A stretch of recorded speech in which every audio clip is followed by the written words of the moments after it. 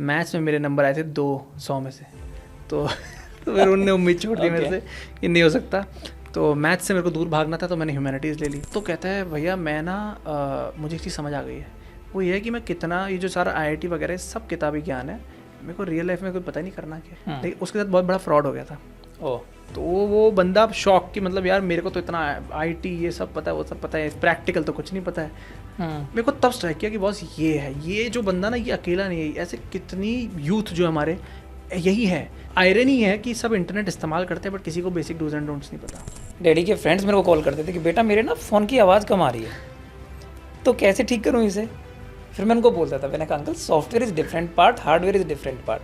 तो लोगों को ये तक नहीं पता है, वो मोबाइल यूज़ कर रहे हैं कि सॉफ्टवेयर अलग चीज़ है और हार्डवेयर अलग चीज़ है, और उनका यूज़ केस ही टोटली डिफरेंट है। जो भी हमारे कानून के आसपास के लोग बाग हैं, उनके साथ आपने क्या सबसे बड़ा चैलेंज देखा है? टेक्नोलॉजी बहुत तेज़ी से बढ़ रही है, बट हमारी जो अपस्किलिंग है, चाहे वो कोई जज ही क्यों ना हो, जज पे अगर आपको कोई जजमेंट देनी है तो आपको पता तो होना चाहिए टेक्नोलॉजी के बारे में। कोई लॉयर ही क्यों ना हो, अब ChatGPT को देख लीजिए, कितने अच्छे यूज़ केस हो सकते हैं उसके। लोग उसको पता नहीं क्या क्या सर्च करते थे। मैं पीछे भी कहीं कॉलेज में गया था, मैंने ऐसी रैंडम सवाल पूछा लोगों से, क्या सर्च करते हो आप सेलिब्रिटीज़ के बारे में, कौन सा शो ज़्यादा अच्छा है। अब ये सब आप ChatGPT पे सर्च कर रहे हो, कहाँ से कहाँ चीज़ कर सकते हो। मतलब अब वो वाला टाइम आ गया। पहले के ज़माने में कहते थे ना, जैसे हमारे आपके जो पेरेंट्स हैं वो कहते थे कि हमारे पास किताबें हैं और तुम्हारे पास इंटरनेट है। आने वाले टाइम में लोग बोलेंगे यार तुम्हारे पास इंटरनेट है, तुम्हारे पास ChatGPT है, उसका इस्तेमाल तो आप ढंग से करो। अभी सुपर इंटेलिजेंस क्या है, हम लोगों ने रजनीकांत की मूवी देखी रोबोट, हमने देखा रोबोट कैसे कैसे कारनामे कर सकता है। सुपर इंटेलिजेंस वो चीज़ की बात हो रही है। ऐसी चीज़ें AI कर पाएगा जो हम इमेजिन भी नहीं कर सकते। आप एक्साइटमेंट तो बहुत है कि जी ऐसे ऐसे काम कर लेगी जो हम इमेजिन नहीं कर सकते, लेकिन आउट ऑफ कंट्रोल जाने के भी पूरे चांसेस हैं। साइबर क्राइम के केस में ना उसका एग्जांपल दिया जाना चाहिए। 30 मीटर के आसपास कोई और एलेक्सा होगी ना, they can communicate with each other without even getting connected to the internet. कुछ ऐसे कितने हमने क्राइम्स देखे हैं जहाँ जो बच्चा है, फादर का फ़ोन बच्चे के पास है और उसको OTP आया, फ़ोन आया, उसने OTP बता दिया। Hello everybody, welcome to Vasudev Kaushik show. और आज मेरे साथ हैं मिस्टर साक्षर दुग्गल, जो कि एक एडवोकेट हैं, TEDx स्पीकर हैं, एक अच्छे पब्लिक स्पीकर होने के साथ साथ वो एक बहुत अच्छे लॉयर भी हैं। चलिए जानते हैं उससे लॉ और टेक्नोलॉजी, इन दोनों का जो एक अमेजिंग मिक्सचर है, जो लोगों को आजकल ऐसे लगता है कि कोई बहुत बड़ा भूत है क्या। लॉ और टेक्नोलॉजी जो अपने आप में दोनों अलग अलग फील्ड्स हैं, वो दोनों को कैसे एक अमेजिंग मिक्सचर उन्होंने बनाया है और कैसे उन्होंने अपनी लाइफ के ऊपर और अपनी सोसाइटी के ऊपर, अपने करियर में लोगों के ऊपर उनका क्या इम्पैक्ट पड़ा है। So welcome to the show. Thank you. Let's start talking about it. सबसे पहला क्वेश्चन मैं जानना चाहता हूँ कि आपको ऐसी क्या चीज़ थी जिसने आपको इंस्पायर किया कि लॉ एक ऐसी फील्ड है जिसमें आपको जाना चाहिए या अपना करियर उसमें बनाना चाहिए। देखिए, शुरू से थोड़ा हटके करने का मन था मेरा कि कुछ अलग करते हैं। हालांकि फैमिली चाहती थी कि मैं आर्किटेक्ट बनूं, मॉम तो चाहती थी, पता नहीं क्यों ऐसे कुछ हमारी फैमिली में था भी नहीं, फिर भी चाहती थी शायद पहला आर्किटेक्ट हो जाए। अच्छा, उसके लिए मैथ्स चाहिए। मैथ्स में मेरे नंबर आए थे 200 में से। तो फिर उनने उम्मीद छोड़ दी मेरे से कि नहीं हो सकता। तो मैथ्स से मेरे को दूर भागना था, तो मैंने ह्यूमैनिटीज़ ले ली। ह्यूमैनिटीज़ ली तो जब ख़त्म होने वाली थी 12वीं में, ठीक ठाक मार्क्स आ गए, तो तब बहुत लोग लॉ ले रहे थे। मैंने कहा मैं भी ले लेता हूँ, कुछ पता तो था नहीं। बट जब लॉ लिया, वो जब शुरू के जो ईयर्स थे उसमें मैंने कहा कि अच्छा टेक्नोलॉजी, क्योंकि मैं पहले से टेक्नोलॉजी के बारे में थोड़ा पढ़ता तो रहता था कि ये टेक्नोलॉजी, मुझे पता था ऐसी चीज़ें एवरग्रीन है, हर किसी को इम्पैक्ट करती है और आने वाले टाइम में इसका फ्यूचर है। लॉ में आके पता लगा कि यार मैं भी कुछ टेक्नोलॉजी में कर सकता हूँ। पहले मेरे को लगता था साइंस बैकग्राउंड ही चाहिए टेक्नोलॉजी के लिए, बट लॉ में पता लगा कि अच्छा इसका कोई अच्छा एक फ्यूजन हो सकता है। तो उसके बाद मैं पढ़ना शुरू किया, क्या लॉज हैं टेक्नोलॉजी को लेके, क्या नहीं होता। फिर कोविड-19 आ गया। कोविड-19 आया तो तब तो मेरे को 100% श्योरिटी हो गई थी कि यार इसका फ्यूचर है, क्योंकि इतने क्राइम हो रहे थे तब, तो बहुत लॉज भी तब बन रहे थे दुनिया में। इसका मतलब कोविड-19 को आपने अपने मेंटोर की तरह ले लिया। हाँ, मैं बिल्कुल मेंटोर की तरह। टेक्नोलॉजी और लॉ का एक मेंटोर मेरे को मिला है, who will teach me everything, will give me the chance to teach everything। उसमें मैंने यही किया, मतलब उसमें पढ़ाई यही कि क्या है क्या नहीं है। और तब मैं कॉलेज में था। फिर जब कॉलेज से निकला हूँ तो तब मेरे को मास्टर्स करनी थी। अभी एक कोइंसिडेंस की बात है कि मैंने मास्टर्स AI में कर ली। AI और इंटेलेक्चुअल प्रॉपर्टी, जो हमारे कॉपीराइट, ट्रेडमार्क वगैरह होते हैं, ये सोच के कि AI का फ्यूचर है। जैसे ही मास्टर्स खत्म की उसके नेक्स्ट महीने ChatGPT आ गया और वहाँ से फिर AI ने पकड़ लिया, तो मेरे को और इंटरेस्ट आ गया। तो तब से अब तक यही जर्नी रही है। और आज की डेट में एटलीस्ट ये सेटिस्फैक्शन रहती है कि मैं वो काम कर रहा हूँ जो हर किसी को इम्पैक्ट करता है, हर किसी को इसकी ज़रूरत है। कोई एक ऐसा पर्टिकुलर इंसिडेंट आपको याद है कि जिस पर्टिकुलर इंसिडेंट के बाद आपको लगा है कि चलो हमेशा लगा कि ट्रेंड है मार्केट का, इसलिए मैं लॉ कर लेता हूँ, या मेरे को इंटरेस्ट है टेक्नोलॉजी में तो कर लेता हूँ। पर कोई ऐसा इंसिडेंट आपके पास में हुआ है कि जिससे आपको लगा कि यार नहीं, मेरे को लॉ और टेक्नोलॉजी, इनका जो यूनिक कॉम्बिनेशन है, मेरे को इसी के साथ जाना है, because this is something I have seen, और ये जो मैं करियर पाथ चुनना चाहता हूँ, this will have the great impact on the society, या मेरे पर्सनल ग्रोथ को लेके बहुत बड़ा इम्पैक्ट होने वाला है। तो एक ऐसा एक इंस्टेंस है, तो हमारे मोहल्ले में एक लड़का था, अभी मतलब अब तो शिफ्ट हो गया वो, तो वो बहुत ब्राइट स्टूडेंट, अच्छे मार्क्स लाता है, सब कुछ करता है, और फैमिली को पता है अच्छा करेगा ये। अब क्या किया, और अब उसको आईआईटी में जाना था। अब अच्छा जी, सब मार्क्स भी अच्छे आ रहे हैं, पूरे चांसेस हो रहे हैं, उसको आईआईटी में एडमिशन तो मिल गया। लेकिन जब वो आईआईटी के बाद इधर उधर लोगों से बात कर रहा था, मेरे को याद है, क्योंकि वो बड़ा हंसता खेलता रहता था, कुछ टाइम में वो ना बड़ा दुखी सा हो गया। मैंने कहा चलो कोई बात नहीं।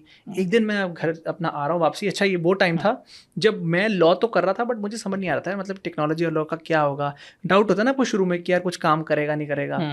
तो मैं घर आ रहा हूँ तो वो सामने बैठा है, बहुत दुखी। मैंने ऐसी बात की, हम लोग बात करते थे थोड़ा, तो मैं उससे 3-4 साल बड़ा था, तो ऐसी बात कर रहा था। तो कहता है भैया मैं ना मुझे एक चीज़ समझ आ गई है, वो ये है कि मैं कितना, ये जो सारा आईआईटी वगैरह सब किताबी ज्ञान है, मेरे को रियल लाइफ में कोई पता ही नहीं करना क्या है। और टेक्नोलॉजी साइड से तो मुझे पता है, लेकिन उसके साथ बहुत बड़ा फ्रॉड हो गया था। तो वो बंदा शॉक कि मतलब यार मेरे को तो इतना आईटी ये सब पता है, वो सब पता है, प्रैक्टिकल तो कुछ नहीं पता है।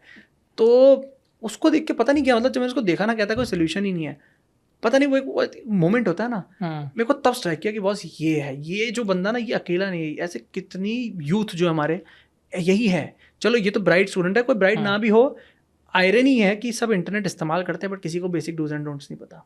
एग्री। और आप इंटरनेट मतलब टेक्नोलॉजी के लिए आप किसी हार्डकोर टेक्निकल वाले के पास चले जाओ, वो आपको लॉ नहीं बता पाएगा, आपको टेक्नोलॉजी बता पाएगा।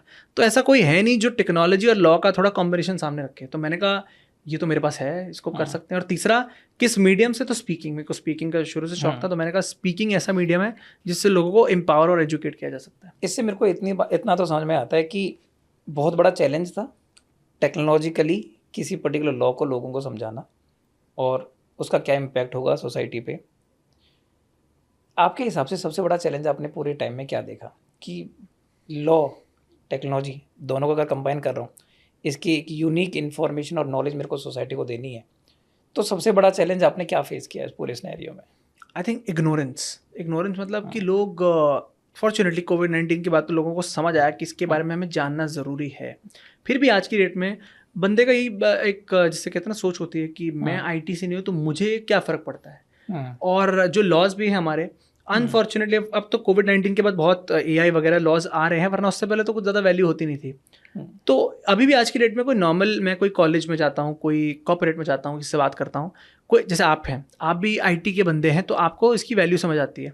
जो नहीं है वो कहता है मेरे को क्या फ़र्क पड़ता है। तो उनको कहानियों के माध्यम से, एग्जाम्पल्स के द्वारा समझाना पड़ता है कि बॉस तुम्हें पता तो होना चाहिए चल क्या रहा है तुम्हारे यहाँ पे। तो इग्नोरेंस बहुत बड़ा चैलेंज आज की डेट में। मेरे को एक बहुत बड़ा इंसिडेंट याद है। My dad, he is an mechanical engineer, and वो अपने जब कभी फ्रेंड्स को बताते थे ना कि मेरा बेटा आईआईटीएन है और कुछ मोबाइल ऐप्स सॉफ्टवेयर वगैरह कुछ बनाता है, डैडी के फ्रेंड्स मेरे को कॉल करते थे कि बेटा मेरे ना फ़ोन की आवाज़ कम आ रही है, तो कैसे ठीक करूँ इसे।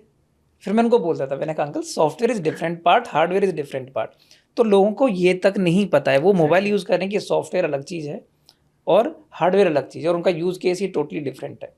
तो इतना तो मुझे भी समझ में आता है कि लोगों में मेरा एक काफ़ी लंबे टाइम पहले मैंने एक स्टेटमेंट दी थी किसी एक इंटरव्यू में, कि बोला कि आज की डेट में लोगों को टेक्नोलॉजी के बारे में ना ट्रेंड्स के साथ जाना अच्छा लगता है, ट्रेंडी वर्ड सुनना अच्छा लगता है टेक्नोलॉजी के, बट टेक्नोलॉजी का एक्चुअल यूज़ मुझे नहीं लगता कि 5% से ऊपर हो रहा है। आप कोई भी टेक्नोलॉजी उठा लो, ब्लूटूथ टेक्नोलॉजी हम लोग यूज़ करते हैं, हम लोग अभी माइक्स में यूज़ कर रहे हैं, करेक्ट। आई डोंट थिंक कि ब्लूटूथ, मेरे को ऐसे लगता है कि सबसे अंडर डेवलप्ड टेक्नोलॉजी में से एक है। आप एयरपोर्ट्स देख लो, हम लोग सब कुछ यूज़ करते हैं, और एयरपोर्ट यूज़ करने से लोगों को कितनी ट्रबल्स आ रहे हैं उनके ईयर्स में, राइट। अब आप देखोगे तो विच मीन्स की डेवलप हुई नहीं कि जो ह्यूमंस के लिए सेफ हो सके उनके फिजिकली, करेक्ट। ऐसे बहुत सारी टेक्नोलॉजी हैं, आप सोसाइटी के बेटरमेंट के लिए आप उन्हें यूज़ ही नहीं कर पाए, अपना नेक्स्ट टेक्नोलॉजी पर चले गए हो। वो ट्रेंडी वर्ड अच्छा लगता है लोगों को बस सुनना। साइबर डोमेन में जब आप लॉ प्रैक्टिस कर रहे हो, तो आपको क्या लगता है कि सबसे बड़ा चैलेंज क्या है in terms of the administration that we have? जो भी हमारे कानून के आसपास के लोग बाग हैं, उनके साथ आपने क्या सबसे बड़ा चैलेंज देखा है? आई थिंक ये बहुत बड़ा चैलेंज है, और ये चैलेंज आज का नहीं, आने वाले टाइम में भी होगा। वो ये है कि टेक्नोलॉजी बहुत तेज़ी से बढ़ रही है, बट हमारी जो अपस्किलिंग है, चाहे वो कोई जज ही क्यों ना हो, जज पे अगर आपको कोई जजमेंट देनी है तो आपको पता तो होना चाहिए टेक्नोलॉजी के बारे में, कोई लॉयर ही क्यों ना हो। तो हम लोग की अपस्किलिंग का जो लेवल है वो कम है, और क्योंकि हमें आदत क्या है, अभी इससे पहले कोविड-19 से पहले टेक्नोलॉजी स्पीड से बढ़ रही थी, बट इतनी स्पीड नहीं थी। कोविड के बाद एकदम स्काई रॉकेट हो गई स्पीड, और हमें अभी हम स्टेट ऑफ शॉक में, हमें लगता है आराम से कर लेंगे, वो आराम से रहने का टाइम है नहीं। मानता हूँ मैं कि जजेस, लॉयर्स, ये सब ट्रेनिंग्स, इनके सेमिनार्स होते हैं, ये लोग ट्रेन होते हैं, बट वो स्पीड भी कम हो रही है। क्यों? क्योंकि उनके पास और 4 काम भी है, वो सिविल केस भी देखना, क्रिमिनल, हर चीज़ में आपको अपस्किल चाहिए। तो माइंडसेट भी तो नहीं, माइंडसेट भी है कि यार हम इसको क्यों इतनी प्रायोरिटी दें। तो कहीं ना कहीं उनकी गलती नहीं है, लेकिन चैलेंज तो चैलेंज है कि वो गैप बढ़ता जा रहा है। कोई नई टेक्नोलॉजी आ रही है, अब जब तक एक टेक्नोलॉजी के बारे में थोड़ा पढ़ते हैं वो दूसरी आ जाती है, तो स्पीड ऑफ अपस्किलिंग एंड उसको इम्प्लीमेंट करना ग्राउंड लेवल पे, वो सबसे बड़ा चैलेंज है। इस पूरे सिनेरियो में मुझे क्या सबसे बड़ा चैलेंज लगता है, दैट इज, अब being a professional I have seen कि लोग बाग ना किसी भी काम को करते हैं, उसको काम को करने का एक स्मार्ट वे निकाल लेते हैं धीरे धीरे करके। जब वो काम को स्मार्ट वे निकाल लेते हैं ना करने का, तो उनको लगता है कि अब उनकी लाइफ ना थोड़ी ईज पे आ जाएगी। पर जब कभी भी एक चेंज आता है ना, वो हर कोई रजिस्ट करता है, हर कोई बोलता है यार ऐसे ही होता है, ह्यूमन नेचर है, ये ह्यूमन नेचर है। तो जब तक वो नीड नहीं, जैसे कोविड-19 हमें नीड दे दी कि भैया आपको टेक्नोलॉजी यूज़ करना ही पड़ेगा, ऑनलाइन क्लासेस लेनी ही पड़ेंगी वरना स्कूल तो बंद है, राइट, ऑनलाइन ग्रोसरी आपको खरीदनी ही पड़ेगी वरना मार्केट तो बंद है। तो जब लोगों को फोर्स किया जाता है नेचुरली और मे बी बाय गवर्नमेंट, तब तो वो यूज़ करते हैं। अगर एक अथॉरिटी से कोई क्वेश्चन आता है तो आप ना, कोई इंस्ट्रक्शन आती है तो आप क्वेश्चन नहीं करते हो, वरना वैसे तो आप उसको ईज़ ऑफ लाइफ में ले देते हो कि नहीं मेरे को चेंज करना ही नहीं है अपने आप को। ये ना एक क्वेश्चन है जो मेरे को ना, जब से मैंने आपका प्रोफाइल देखा ना, तब से मेरे को लग रहा है कि अब मैं ये क्वेश्चन ना जरूर पूछूंगा आपसे, बिकॉज यू अंडरस्टैंड कि टेक्नोलॉजी वाले लोग ना ज़्यादा अच्छे सेल्स पर्सन नहीं होते, मतलब वो ज़्यादा अच्छे स्पीकर होते भी नहीं है, बहुत ही कम रेयर लोग हैं, पर जितने हैं टेक्नोलॉजी वाले लोग बाग जो अच्छे स्पीकर्स बने, they have become the big shots in the world. Same goes with the law people, right, law, technology, right, ये एक ऐसी है कि जो लोग ना बड़े कंस्ट्रेंट रहते हैं इनटू देयर ओन वर्ल्ड। वो पब्लिक स्पीकिंग का मेरे को नहीं लगता कि लोगों को ज़्यादा शौक होता है कि इस पूरे सिनेरियो में। आपको ये वाला शौक कैसे आया है कि पब्लिक स्पीकिंग भी करनी है, टेक्नोलॉजी के साथ भी जुड़ा रहना है, टेक्नोलॉजी के लॉज के साथ भी जुड़ा रहना है, एक यूनिक ट्रायंगल क्रिएट हुआ है पूरा। How it did it created? ये आपने बहुत अच्छा टर्म यूज़ किया, यूनिक ट्रायंगल, मेरे दिमाग में यही रहता है। क्यों? क्योंकि मैंने देखा है कि लोग कोई लॉ में और टेक में बहुत ही इन डेप्थ उसी में ही रहते हैं, उनकी बहुत नॉलेज होती है, बट उसी डोमेन में रहना पसंद करते हैं। मेरे को, जैसे मैंने आपको कहा, शुरू से कुछ हटके करना था। अब ये तो समझ आ गया लॉ एंड टेक्नोलॉजी, लेकिन एक मीडियम भी तो होना चाहिए जिससे मैं लोगों तक पहुंच पाऊँ। मीडियम क्या है? मुझे लिखना नहीं आता, मुझे अच्छी ड्राइंग करनी नहीं आती, आता क्या है? ये था कि बोलना आता है, क्योंकि मैं थिएटर बहुत टाइम से कर रहा हूँ। तो थिएटर में हमें मतलब रगड़ के हमें बोलना कैसे है, अच्छा वॉइस मॉड्यूलेशन क्या होती है, बॉडी लैंग्वेज क्या होती है, वो सिखाया गया था। तो मैंने कहा मुझे बोलना आता है और मज़ा भी आता है इस काम को करने में। तो ये इकलौता मैंने चीज़ पकड़ी की। और सबसे बड़ी बात है, अगर आप अच्छे कम्युनिकेटर नहीं हो किसी फील्ड में तो कोई फ़ायदा नहीं है। आज आप हमारे प्राइम मिनिस्टर देख लीजिए, उनकी सबसे बड़ी ताकत क्या है? वो कम्युनिकेट करना जानते हैं, उनको पता है मेरी ऑडियंस कौन है, मैं इनको क्या बोलूँगा कि इनको छुएगी बात। एग्री। तो अगर आपके पास नॉलेज है, हम कितनी बार देखते हैं कितने लोग ऐसे होते हैं, नॉलेजेबल बहुत होते हैं, बट वो प्रेजेंट नहीं कर पाते अपनी नॉलेज। एग्री। तो स्पीकिंग पे काम करने की मोटिवेशन ही यही थी, आज भी यही है कि काम करते रहिए, क्योंकि यही आपका माध्यम है। आपको अगर अपनी नॉलेज पार्ट ए से पार्ट बी यानी आपके ऑडियंस तक पहुंचानी है, इसी के थ्रू पहुंचेगी। अगर स्पीकिंग खराब हुई तो जो आपका मैसेज पहुंचना है वो भी नहीं पहुंचेगा। तो इसलिए आज भी स्पीकिंग पे इसी मोटिवेशन से काम हो रहा है। तो एक लॉ है 37, 58 एंड 5 का। 37 is body language, 58 is your tonality of the conversation, only 5% your words matter. Exactly. अब लोगों को पता हो कि क्या प्रिसाइज वर्ड यूज़ करने हैं, हालांकि tonality and your body language will dependent on those 5%। But the point is कि जैसे एक छोटा बच्चा होता है, उसको माँ बाप से अगर एक खिलौना लेना है ना, तो उसको पता होना चाहिए कि मुझे कैसे घर वालों को मनाना है, माँ बाप को, कि भैया मेरे को एक खिलौना ला के दे दे। उसमें एक्सपर्ट होता है। तो अब क्या होता है कि जैसे बच्चा ग्रो करता है ना, तो उसकी जो ये वाली नेगोशिएशन स्किल है ना, ये अलग अलग दुनिया भर की सारी चीज़ों को देख के ना पीछे रह जाती हैं। तो नेचुरली तो हम लोग अच्छे नेगोशिएटर हैं, पर हम लोग भूल जाते हैं जैसे जैसे बड़े होते हैं ना, अपने अपनी फील्ड्स में काम करना स्टार्ट कर देते हैं। हम लोगों को लगता है कि जैसे आप टेक्नोलॉजी वाले बंदे तो आपको नेगोशिएशन से कोई लेना देना नहीं है, जबकि ऐसा है नहीं। लाइफ में आपको माँ बाप से कोई भी सामान चाहिए, अपनी वाइफ से, अपने लाइफ पार्टनर से, अपने हस्बैंड से आपको कुछ बोलना है, कुछ मनाना है, मांगना है, कुछ गिफ्ट चाहिए, हर जगह नेगोशिएशन स्किल काम आती है। आपने अप्रेजल का टाइम आया है, आपको बॉस से कुछ परसेंटेज का हाइक चाहिए, आपको उन्हें कन्विंस करना पड़ेगा why they should give you the hike. Correct. आपके पब्लिक स्पीकिंग पूरे करियर में आपने सबसे बड़ा एडवांटेज अपने लॉ बैकग्राउंड का, अपनी एडवोकेसी का क्या देखा है कि उससे कितना बड़ा एडवांटेज आपको मिलता है? आई थिंक वही बात है कि या तो लोग कंटेंट पे फोकस करते हैं, स्पीकिंग पे फोकस करते हैं। अगर दोनों का कॉम्बिनेशन हो तो मज़ा आता है। जैसे टेडेक्स का मैं एग्जांपल दूंगा, मैं फॉर्चुनेटली 12 टेडेक्स जो कर पाया उसका सिर्फ एक ही रीज़न था कि लोगों को मेरा टॉपिक अच्छा लगा और बोलने का तरीका अच्छा लगा। बहुत बार क्या होता है, बोलने का तरीका अच्छा होता है बट टॉपिक इंटरेस्टिंग नहीं है, टॉपिक इंटरेस्टिंग है तो बोलने का तरीका अच्छा नहीं है। तो दोनों चीज़ का कॉम्बिनेशन लोगों को अच्छा लगा कि हाँ यार ये एक मतलब यूनिक चीज़ आप डाल रहे हैं, और मार्केट में उसी चीज़ की वैल्यू है अगर कुछ यूनिक है। अगर सब चीज़ अगर सभी लोग वही कर सकते हैं तो उसकी कोई वैल्यू नहीं है। और अब यहाँ मेरा थोड़ा फॉर्चुनेट चीज़ आ जाती है कि मैं, अच्छा है कि मैं हार्डकोर टेक्निकल गाय नहीं हूँ, क्योंकि हार्डकोर टेक्निकल गाय हैं आज, एआई के LLM मॉडल्स वगैरह सब बता सकते हैं आपको। लॉ वाले कम लोग हैं जो आपको बता पाएँ क्या लॉ है क्या नहीं है। और मैं कोशिश ये करता हूँ कि मैं एग्जांपल ऐसे दूँ जो हमें हर रोज़ रियल लाइफ में छूते हैं। फाइनेंशियल फ्रॉड ये हर किसी को पता है क्या होता है, और सबको एक प्रॉब्लम है ना, सोल्यूशन नहीं पता। तो जब ऐसी चीज़ को आप टच अप ऑन करो, डीप फेक नई चीज़ आ गई है, तो लोग तब सुनते हैं कि हाँ ये कोई ऐसी बात है जो हमारे हर डेली लाइफ में ये बंदा टच कर रहा है।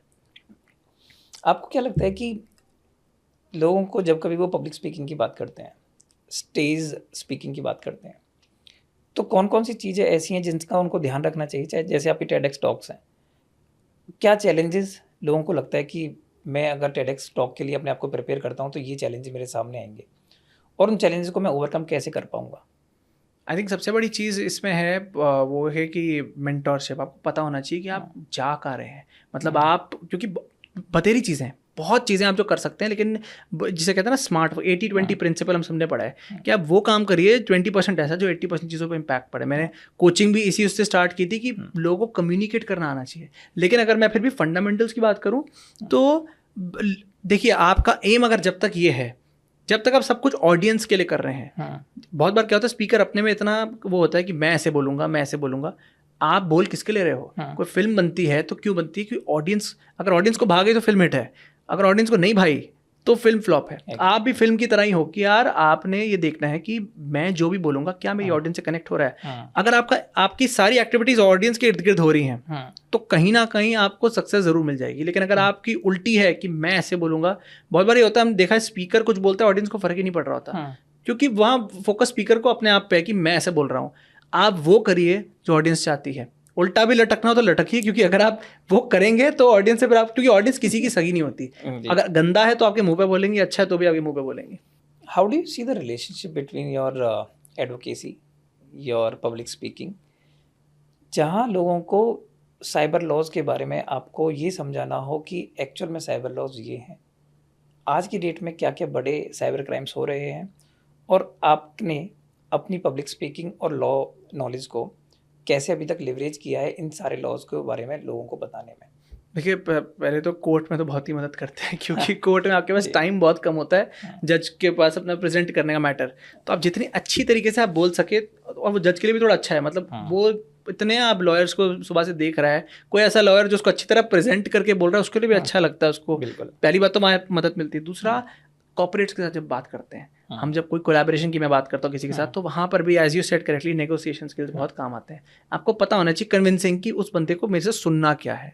आप अगर अब भाई मैं बता रहा हूँ कि प्रैक्टिकल मेरे लिए तो काम किए ये चीज़ें।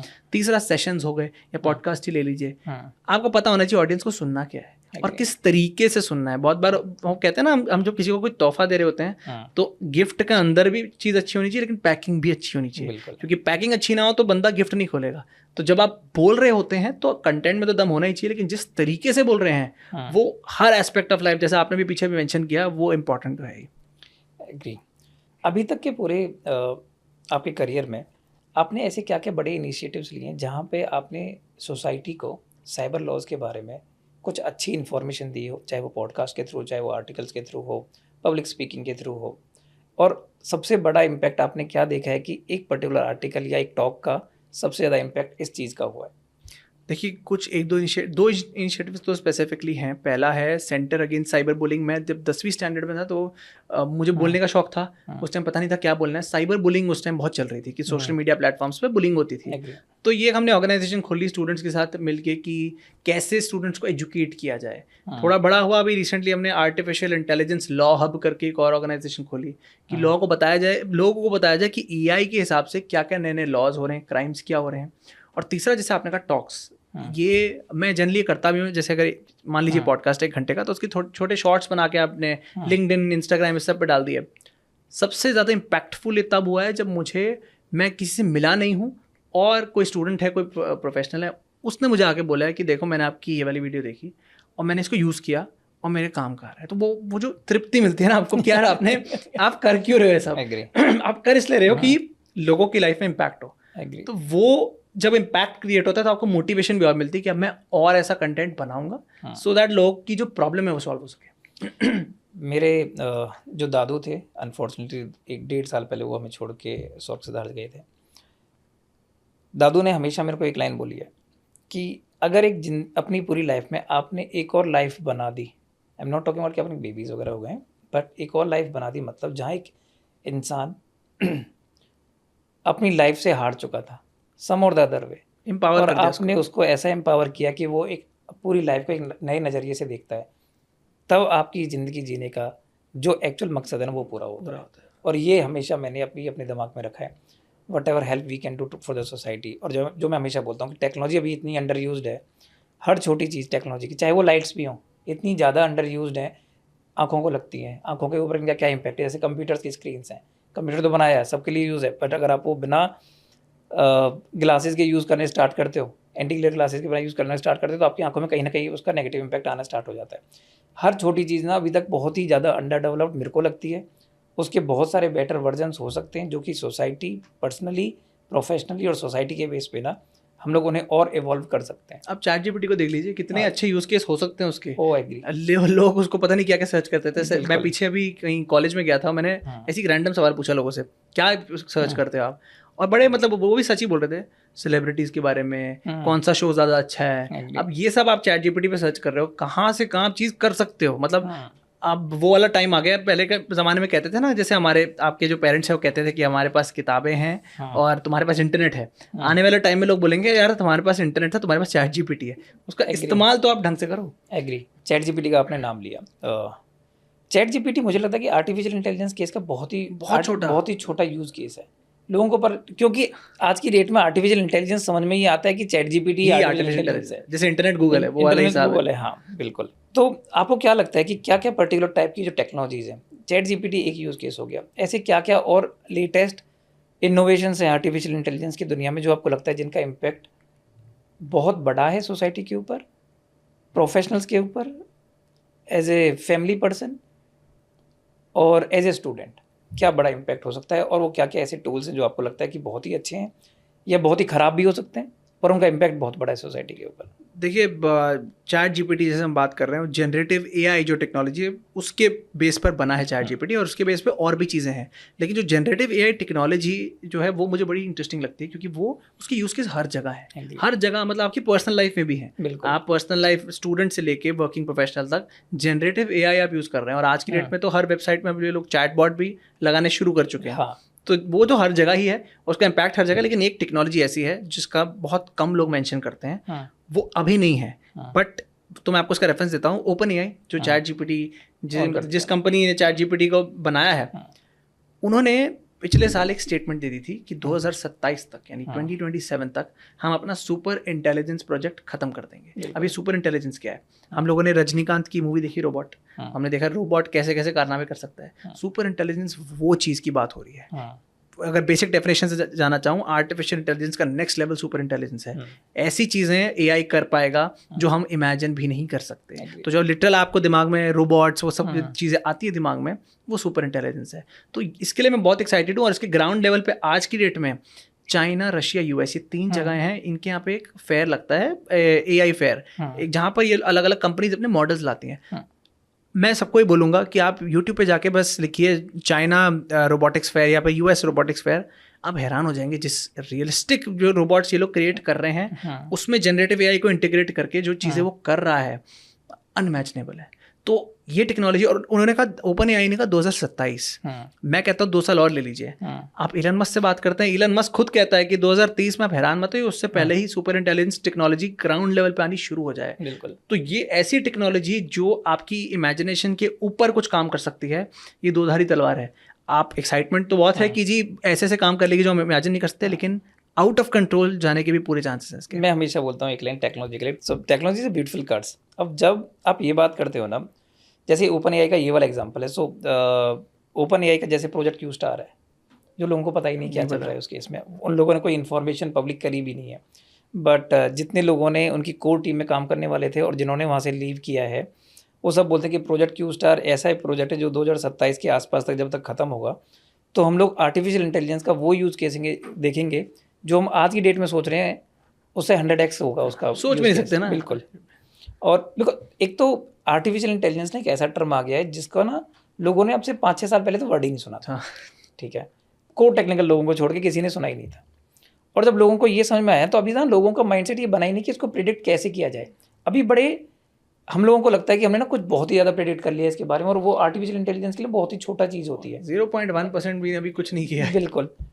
और जैसे जनरेटिव एआई है, बट जनरेटिव एआई का एक बहुत बड़ा ड्रॉबैक भी है, जो उसका एक्चुअल में एडवांटेज है, मैं उसे ड्रॉबैक की तरह भी देखता हूँ कि आप कंटेंट क्रिएट तो कर लेते हो, जनरेट तो कर लेते हो, बट क्या वो कंटेंट यूजेबल है?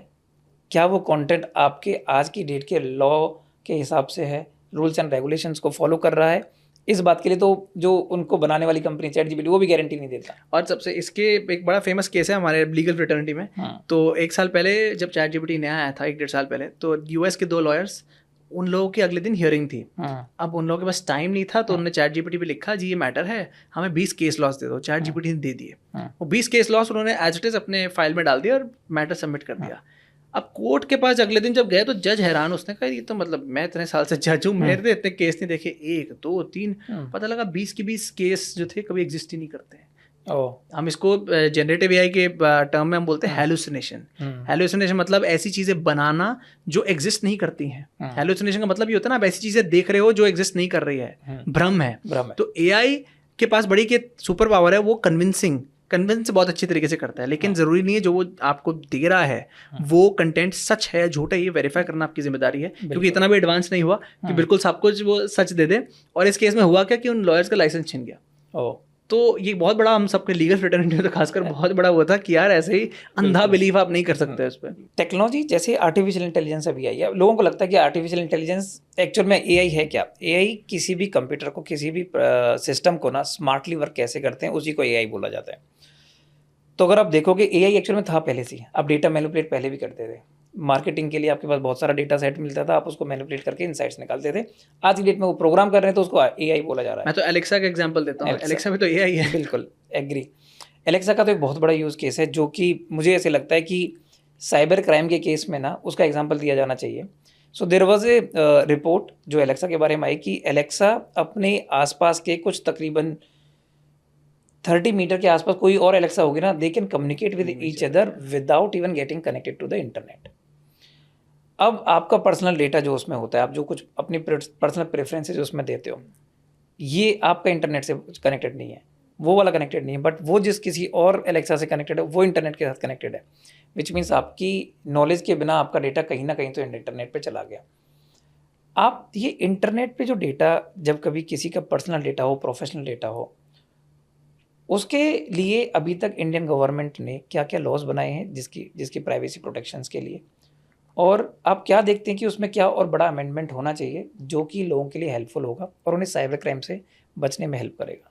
देखिए, सबसे बड़े यूज़ इसके एग्जांपल्स जो हैं, हमारा IT एक्ट यानी इंफॉर्मेशन टेक्नोलॉजी एक्ट, जो मदर हमारा लॉ है, सारी जो को भी इंटरनेट से रिलेटेड कोई भी साइबर क्राइम होता है ये लॉ डील करता है उसको। उसमें 2 सबसे बड़े इंपॉर्टेंट सेक्शन 43 और 43A एंड सेक्शन 66। ये क्या है? ये लॉज बात करते हैं कि कोई अनऑथराइज्ड एक्सेस हुआ, कोई भी उन्होंने एक लिस्ट दे रखी है, अलग अलग क्राइम्स हुए, अनऑथराइज्ड एक्सेस हुआ, हैकिंग हुई, फिशिंग हुई, आपका डेटा करप्ट कर दिया, आपका सिस्टम डैमेज कर दिया, या फिर किसी कंपनी ने आपका जो पर्सनल डेटा है वो कुछ लापरवाही हो गई और वो केयरलेसनेस के चक्कर में आपका पर्सनल डेटा निकल गया, तो उनको आप सू कर सकते हैं। ये सारे प्रोविजंस तो हैं, लेकिन इसका जो नेक्स्ट लेवल है वो गवर्नमेंट अभी रिसेंटली लाई है, digital personal data protection act, जो अब आ चुका है।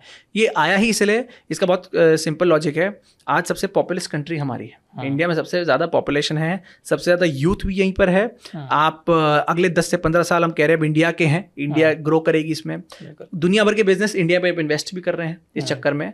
तो जब इतना सब कुछ हो रहा है तो किसी साइबर क्रिमिनल के लिए बहुत ही, जैसे कहते हैं ना, एक जन्नत के लिए जन्नत जैसा है। क्यों? उनको डेटा भी मिल रहा है, उनको सारी कंपनीज का डेटा एक ही जगह पे मिल रहा है, और लोग भी लापरवाह हैं। तो ये सब पूरी सिचुएशन देखते हुए कि इतने क्राइम बढ़ेंगे, तो ये लॉ इसलिए लाया गया कि कोई भी आपका जो आपका डेटा से रिलेटेड कोई भी क्राइम होता है, आपका नो डाउट इस लॉ में कुछ लूप होल्स भी हैं, ऐसा नहीं है।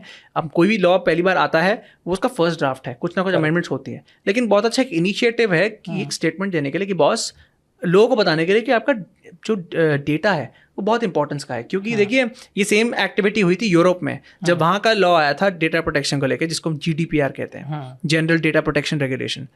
वहाँ उससे पहले लोगों को नहीं पता था कि डेटा की वैल्यू क्या होती है। आज उस लॉ को 6-7 साल हो चुके हैं, अब लोगों से पूछिए तो बहुत ही वो अवेयर हैं, पूछते हैं सवाल कि हमारा डेटा ऐसे कैसे दे रहे हैं। जब मैं यूरोप की कोई भी कंपनी से डील करता हूँ तो उनके 4 सवाल होते हैं, डेटा हमारा कहाँ रख रहे हो, क्यों रख रहे हो, कैसे रख रहे हो, डेटा सेंटर कहाँ है। हाँ, मतलब एटलीस्ट अवेयर हैं वो लोग। हमारे यहाँ पे नहीं है, लेकिन मुझे लगता है ये लॉ के आने के बाद, ये बहुत अच्छा सरकार की तरफ से एक इनिशिएटिव है, ये लॉ के आने के बाद एटलीस्ट लोग अवेयर हो जाएंगे। तो कुछ ना कुछ, नो डाउट इसमें अभी भी काम बाकी है, और चीज़ें आनी बाकी है, बट अभी के लिए एक गुड स्टार्ट है। टेक्नोलॉजी जिस हिसाब से इवॉल्व हो रही है, ऑफ कोर्स उसके जितने यूज़ केस हैं ना, उतने ही उसके हम लोग क्राइम्स देख रहे हैं, उसके हेल्प से लोग बात कर रहे हैं। डीप फेक की आप बात कर लो, लास्ट इलेक्शंस में एक MP के मध्य प्रदेश के एक MP हैं, उनका एक डीप फेक वीडियो बनाया गया था और लोगों को उसके बारे में कुछ उल्टा सीधा बोल दिया था, एक पर्टिकुलर कम्युनिटी के बारे में, तो वो काफ़ी वायरल हुआ। ऐसे बहुत सारे पॉलिटिशियंस हैं जिनके डीप फेक वीडियोज़ बन चुके हैं। India most population country, youth सबसे ज़्यादा, एज यू सेड, इंडिया की 41% पॉपुलेशन है जो कि 18 या 18 साल से नीचे की है, विच मीन्स ये वो लोग हैं जो अभी यंग वाले उसमें आने वाले हैं। बहुत बड़ा नंबर होता है, ऑलमोस्ट अराउंड 1 बिलियन, मतलब 100 मिलियन के करीब ये पहुंचने वाले हैं अभी। और इतने सारे लोगों को अभी यूज़ केस ही नहीं पता है, इंटरनेट पे कैसे डेटा शेयर करना चाहिए, कैसे डेटा नहीं शेयर करना चाहिए। तो वो लोगों को कैसे समझ में आए कि हमें क्या क्या डेटा इंटरनेट के साथ शेयर करना चाहिए। और अभी जैसा आपने बताया कि इंडिया तो उन लोगों के लिए ना एक गोल्ड माइन है साइबर क्राइम्स के लिए। अभी पॉइंट क्या है कि वो जितने भी क्रिमिनल्स हैं, साइबर क्रिमिनल्स हैं, उन लोगों से अवेयर कराने के लिए गवर्नमेंट ने क्या क्या इनिशिएटिव्स लिए हैं, और हम लोग अपने बेसिस पे भी क्या क्या चीज़ें ऐसी हैं जिनका ध्यान रख सकते हैं। मैं हमेशा बोलता हूँ गवर्नमेंट तो अपना काम कर रही है, एंटिटीज अपना काम कर रही हैं, अलग अलग प्रोग्राम चलाए जाते हैं, लेकिन मेन प्रॉब्लम वहाँ है। मेन प्रॉब्लम ग्राउंड लेवल पे जो पर्सनल लेवल है। और ये बात मैं आपको बताता हूँ स्टार्ट कहाँ से होती है, ये इनडायरेक्ट है, बट आप देखिए कनेक्शन कैसे बनेगा। आप जब भी आप देखेंगे आजकल माँ बाप क्या करते हैं, बच्चा 2 साल का नहीं है, उसके हाथ में फ़ोन या iPad होता है, बिल्कुल, और अगर वो एडिक्ट हो जाता है, पहली बात तो आपने उसको एक, जिसे कहते हैं ना, देखिए बचपन में बच्चे को नहीं पता क्या है क्या नहीं है, आपने उसको एक, वो हिंदी में कहावत है ना, बंदर के हाथ में तलवार, आपने वो चीज़ कर दी, तलवार हाथ में दे दी है, बिना ये सोचे समझाए कि भैया क्या इसका यूज़ केस है क्या नहीं है।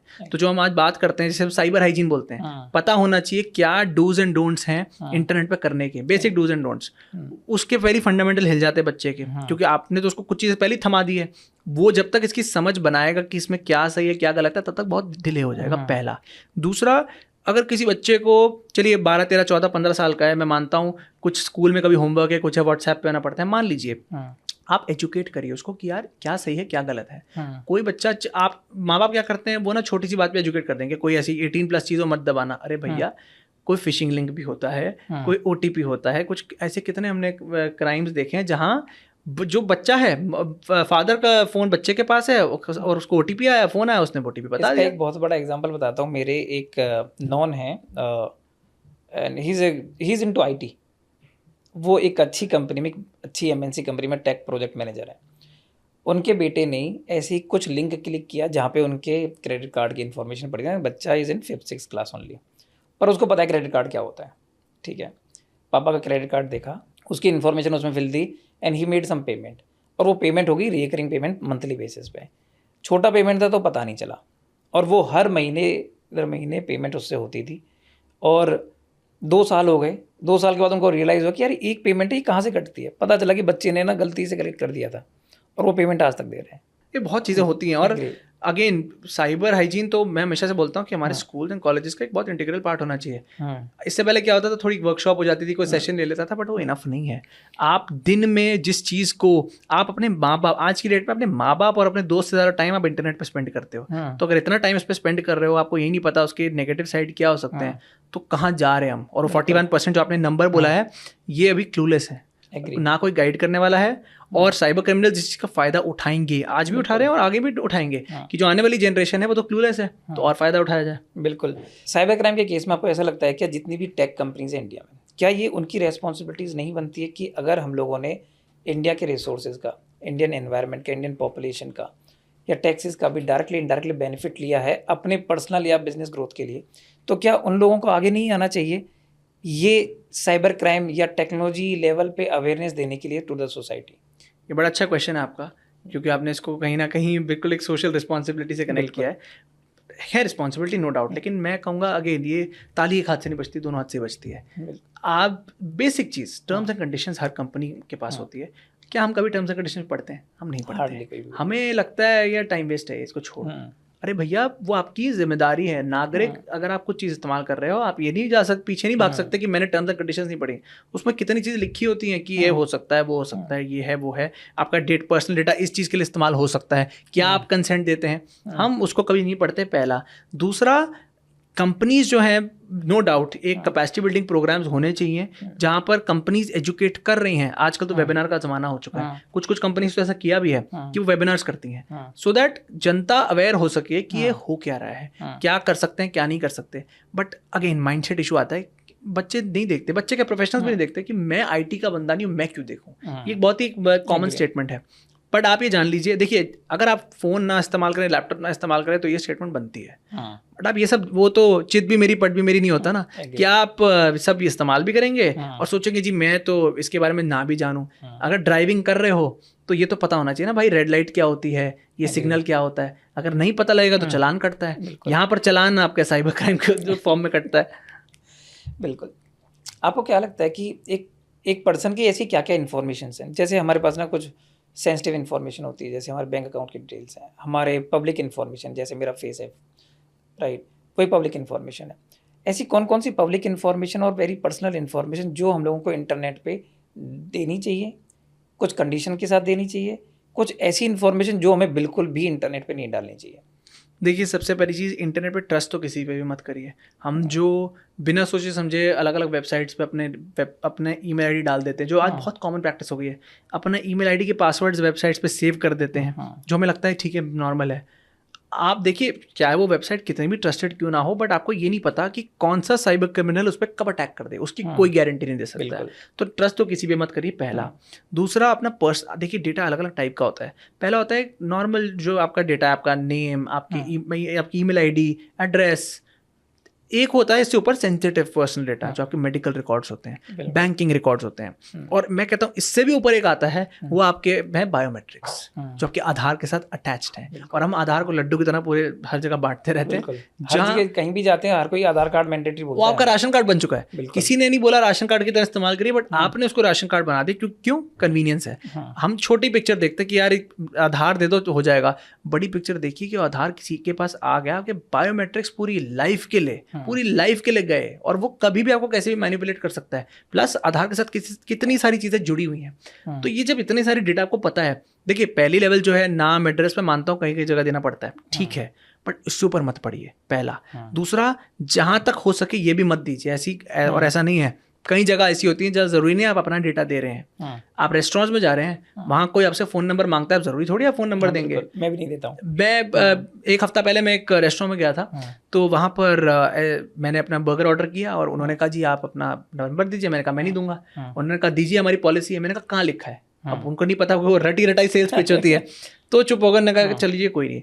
अब लाइन में खड़ा था तो मेरे पीछे एक और बंदे थे, उन्होंने भी ऑर्डर दिया, उनसे सेम सवाल पूछा, उन्होंने भी सवाल पूछा मैं क्यों दूँ। तो मैं बड़ा खुश हो गया अंदर से, मैंने कहा देखो अवेयरनेस है आजकल लोगों में। तो उन्होंने कहा सर आपको ना 20% डिस्काउंट मिलेगा अगली बार। तो भाई साहब ने क्या किया, भाई साहब ने अपना नंबर तो दिया, अपनी वाइफ का भी दे दिया, अपने बेटे का भी दे दिया कि तीनों को डिस्काउंट मिल जाएगा। अब मैंने कहा यार ये 20% के डिस्काउंट के चक्कर में आप बड़ी पिक्चर नहीं देख रहे कि वो डेटा तो गया ना आपका। यही तो मुझे लगता है कि ये साइबर क्राइम करने वाले जो लोग हैं ना, वो ये लॉलीपॉप दिखाते हैं, जैसे कि आपने इतने रुपये का लकी ड्रॉ आपका निकल गया है, इस मेल पे क्लिक करो और क्लेम कर लो। बहुत लोगों के फ़ोन आते हैं, आपकी टाटा स्कॉर्पियो निकली है ना, मैंने आपकी स्कॉर्पियो निकली है और आप ना इस नंबर पे कॉल करके आपको ओटीपी आएगा, ओटीपी दे दो हम लोग कंफर्म कर देंगे। ह्यूमन, वो भी कहता हूँ वो टेक्नोलॉजी नहीं है, वो ह्यूमन इमोशन पे खेलते हैं। उनको पता है यार लालच देंगे। अभी पीछे कितना फ्रॉड फेमस हुआ है जहाँ पर आपको 2 रुपये भेजूंगा आप 4 रुपये वापस आएंगे, 4 रुपये भेजूंगा 8 आएंगे, और 2 रुपये से स्टार्ट होकर 2-3 लाख तक चले जाते हैं। और जब मैं क्लाइंट से पूछता हूँ भैया आप रुके नहीं, मतलब बीच में आपको लगा नहीं है कुछ गड़बड़ है, और हर कोई बोलता है पता नहीं है उस टाइम क्या हो गया था। ये लाइन होती है, उस टाइम क्या हो गया था, साइबर हेलुसिनेशन। हाँ एग्जैक्टली, उस टाइम पर वो आपके इमोशन से खेलते हैं। बाद में आपको पता लगता है अरे यार मतलब इतनी बड़ी बेवकूफ़ी कर दी। आज 3rd पर्सन तो हम हंसते हैं दूसरों पे कि अरे कोई इतना बेवकूफ़ कैसे हो सकता है, ऐसे ओटीपी दे दिया। बट उस समय आपकी अवेयरनेस डिसाइड करती है कि कितने आप पानी में हो। बिल्कुल। डेटा सिक्योरिटी को लेके रिसेंट में ऐसे कौन कौन से लॉज हैं जिनका आपने यूज़ केस बहुत बड़ा देखा है? कोई ऐसा एग्जाम्पल जहाँ आपको लगता है कि यार ये लॉ है ना, इसने ये बहुत बड़ा इंसिडेंट हो सकता था और इस लॉ ने इस वाले इंसिडेंट को बचा लिया है? देखिए एक बहुत ही जो है इम्पोर्टेंट नोटिफिकेशन, आजकल ऑनलाइन फाइनेंशियल फ्रॉड बहुत होते हैं, हमारे पास भी बहुत केस आते हैं। तो RBI की एक नोटिफिकेशन है, वो नोटिफिकेशन कहती है कि आप 72 आवर्स के अंदर हमें प्रॉपरली, आप अगर इंटीमेट आप हमें बताएंगे कि ये इंसिडेंट हो गया है, पूरी चीज़ें, लेकिन उसमें लॉ भी होना चाहिए। ये नहीं बहुत लोगों को लगता है मैंने ईमेल लिख दी हो गया, नहीं, आप उसमें प्रॉपर लीगल नुआंसेस डालिए क्या है क्या नहीं है, और वो वही कर सकता है जो बंदा इसमें काम करता है। करेक्ट। हर लॉयर भी नहीं कर सकता, हर लॉयर की एक स्पेशलाइजेशन होती है। तो अगर आप 72 आवर्स के अंदर आप RBI को इंटीमेट कर देंगे तो बैंक की लीगल रिस्पॉन्सिबिलिटी बनती है आपको आपके पैसे वापस करना। बट अब इसमें 2 कैच हैं। पहला, ये आधी इन्फॉर्मेशन है, दूसरा आधा पार्ट क्या है, पहला लोग जो हैं या तो खुद ईमेल लिख देते हैं या किसी नॉर्मल लॉयर से करा देते हैं। अगर आज मेरे पास कोई आएगा मुझे बोलेगा आप टैक्स का कोई काम कर दीजिए, मैं मना कर दूंगा, मेरी स्पेशलाइजेशन नहीं है। तो मैं इतना ही बोलूँगा, आप अपने पैर किसी हार्ट के डॉक्टर को नहीं दिखाएंगे, अपना सर किसी हाथ के डॉक्टर को नहीं दिखाएंगे, आप अपने बॉडी पार्ट उसी डॉक्टर को दिखाते हैं जो उसमें स्पेशलाइजेशन करता है। तो लॉयर्स के साथ भी सेम है, अगर आप IT में कहीं जा रहे हैं तो आप उस लॉयर को पकड़िए जो उसमें काम करता है, पहला। दूसरा, कभी भी आप ये मत सोचिए कि मैंने आपको बैंक को इंटीमेट कर दिया हो गया, फॉलोअप्स करना आपकी जिम्मेदारी है। आपने इंटीमेट कर भी दिया तो आप बैंक के पास जाएंगे ना, क्योंकि बैंक तो देखिए, बैंक अगर आप भी बैंक की जगह हो आप भी कतराओगे, क्योंकि वो पैसे तो आपकी जेब से जा रहे हैं, बैंक अपनी जेब से पैसे देगा आपको, तो आपको बैंक के सामने प्रूव तो करना पड़ेगा कि सच है झूठ है। क्योंकि पीछे इस नोटिफिकेशन के बहुत मिसयूज भी हुए हैं, जहाँ लोगों का फ्रॉड नहीं हुआ और लोगों ने कहा जी हमारे साथ स्कैम हो गया हमें पैसे दो, तो बैंक अपनी जो जांच पड़ताल है वो भी ढंग से करता ही है। तो दोनों साइड से आपको खुद भी प्रोएक्टिव होना है और साथ साथ बैंक भी, फिर बैंक को भी समझ आ जाएगा बॉस मतलब ठीक है इसके साथ जेन्युइन कुछ हुआ है और ये लॉ को जानता है। तो इस चीज़ का मैंने रिसेंट टाइम्स में सबसे ज़्यादा इफेक्टिव यूज़ केस देखा है। ऐसा कोई और यूज़ केस या ऐसा कोई नया लॉ है जो आपको लगता है कि ये आने वाला है इंडिया में और जिसके बारे में बहुत ही ज़्यादा एक्साइटेड हो कि इसकी ज़रूरत तो है आज की डेट में इंडियन पॉपुलेशन को, और उसको लेके आपको लगता है कि यार ये जितना जल्दी आ जाए उतना ही बेटर है सोसाइटी के लिए? जो अभी हमने शुरू में बात की डिजिटल पर्सनल डेटा प्रोटेक्शन, ये आ गया है। मतलब अभी लास्ट 1-2 महीने ही बचे हैं जहाँ गवर्नमेंट ने टाइम दिया है कि आप इम्प्लीमेंट कर दीजिए। क्या इम्प्लीमेंट कर दीजिए, इसमें कुछ गाइडलाइंस हैं। अब मैं इस लॉ के लिए एक्साइटेड क्यों हूँ, ग्राउंड लेवल पे कैसे काम करेगा, इसमें बहुत पेचीदा एक लाइन है, उस एक लाइन ने सारे कॉर्पोरेट वर्ल्ड को हिला दिया है, सब प्रोफेशनल्स को हिला दिया। क्यों? इसमें बोला गया penalties up to 250 crore rupees, up to 250 crore. Up to का मतलब क्या? लोगों का फर्स्ट इंस्टेंस होता है मैं थोड़ी दूंगा, अप टू का मतलब होता है 0 रुपीज से लेकर 250, उसके बीच में कहीं पे भी। अब उसके बीच में तो कुछ भी हो सकता है। तो सब, और पहली बात तो ये, दूसरी बात ये इस जो इस लॉ के अंडर कौन आता है, इस लॉ के अंडर हर वो इंसान आता है जिसके पास अपने अलावा किसी और का डेटा है। आज आप हो, आपके पास किसी और का होना हो, लोग कहते हैं मेरे पास क्लाइंट नहीं है, अपने एम्प्लॉय का तो डेटा होगा, अपने किसी और, अपने अलावा किसी और का डेटा तो होगा, कॉन्टैक्ट डिटेल्स हैं, तो आप इसके अंदर आते हो। तो मैं एक्साइटेड इसलिए हूँ कि कल को कोई इसमें प्रॉब्लम आई तो लोग, और ये वही वाला हाल है जब जैसे शुरू में कोविड हुआ था तो लोगों ने और सबको बोला था मास्क पहनो, लोगों ने नहीं माना। जब पता लगा ना मोहल्ले में कोविड केस हुआ, सब मास्क पहनना शुरू करते हैं। तो जब इंडस्ट्री स्पेसिफिक कोई केस होगा, मान लीजिए हेल्थ केयर या कोई टेक इंडस्ट्री में एक यूज केस हुआ, सब जाग जाएंगे। तो वो मेंटालिटी है और मैं उस चीज़ को देखने के लिए बहुत एक्साइटेड हूँ, क्योंकि अभी मैं इसके बारे में बात करता हूँ बट इतना कोई कहता है हमारे इंडिया में एक मेंटालिटी देखी जाएगी। वो जब आएगा तो लोग सब अलार्मिंग सिचुएशन हो जाएगी लोगों के लिए, और ये ज़रूरी भी है क्योंकि इतना बड़ा, अगर आप मुझसे पूछेंगे पेनल्टी गवर्नमेंट क्यों रखी है, जब तक पेनल्टी बड़ी नहीं होगी लोग नहीं मानने वाले। कोविड में शुरू में बोला था मास्क पहनो, नहीं पहना, जब उसमें फाइन लगा दिया 3,000-4,000 रुपए का, तब सब मास्क पहनने लग गए। तो डंडा इसलिए लगाना ज़रूरी है कि लोगों को समझ आए इसकी इंपॉर्टेंस क्या है, वरना लोग मानते नहीं है। मैंने अभी रिसेंट मैंने एक गाड़ी खरीदी, उसके लिए जैसे मैंने कार लोन लिया, उसके बाद से लेके अब तक पिछले 1 महीने में मेरे को कम से भी कम कोई 200 कॉल्स आई होंगी डिफरेंट एजेंट्स की कि आप पर्सनल लोन ले लो, कार लोन हमारे पास ट्रांसफ़र करा लो। इसका मतलब जिस पर्टिकुलर कंपनी से मैंने कार लोन लिया है, जिस पर्टिकुलर बैंक से मैंने वो लिया है, उसने वो डेटा कहीं ना कहीं तो शेयर किया है। अब ये गलती किसकी है? ये गलती मेरी है कि मैंने उनके टर्म्स एंड कंडीशन नहीं पढ़ी कि वो मेरा डेटा लोगों के साथ शेयर कर सकते हैं, या ये गलती उस बैंक की है जिसने डेटा मेरी बिना कंसेंट के, वो टर्म्स एंड कंडीशन में कहीं ना कहीं तो लिखा हो सकता है जो कि मैंने नहीं पढ़ी, बिकॉज वो बहुत सारे पेपर होते हैं, बस साइन करने होते हैं हमें। तो इस पूरे सिनेरियो में गवर्नमेंट की तरफ से कोई रूल्स एंड रेगुलेशन हैं जो केवल नॉर्मल लोगों के लिए नहीं, जो बैंक्स को, कॉर्पोरेट्स को एक दूसरे के साथ डेटा एक्सचेंज करने से रोक सकें? देखिए, इसमें 4 पार्टीज हैं। पहले हो गए आप, जो बंदा जिसने गाड़ी ली है।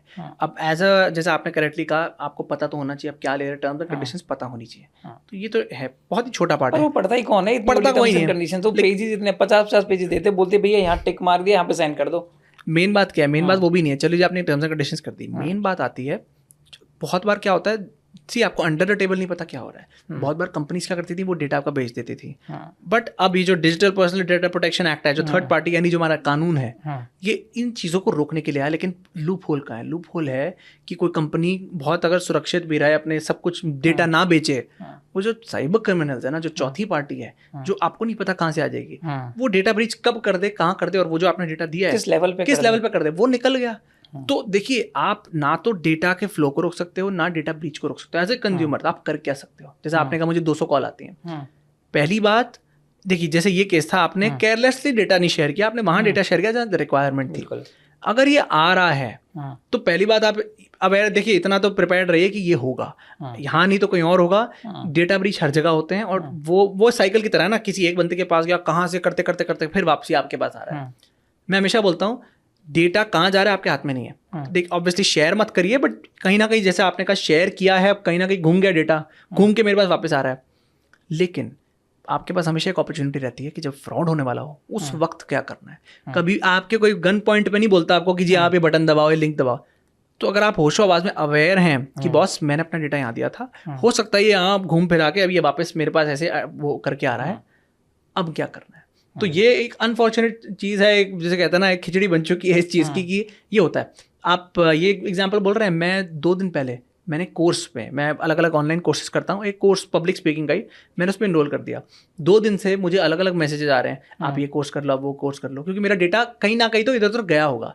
इतनी मुझे क्लैरिटी है, लेकिन इतना ज़रूर है कि कल को ये डेटा कोई और मैनिपुलेट ना करे, तो मुझे अवेयर रहना पड़ेगा। बिल्कुल, डेटा अवेयरनेस को लेके जैसे अभी मेरे साथ भी केस हुआ, मैं ट्रैवल करता हूँ और मैं कुछ ज़्यादा ही ट्रैवल करता हूँ इधर उधर, मतलब महीने में कोई 20-25 फ्लाइट ले रहा होता हूँ।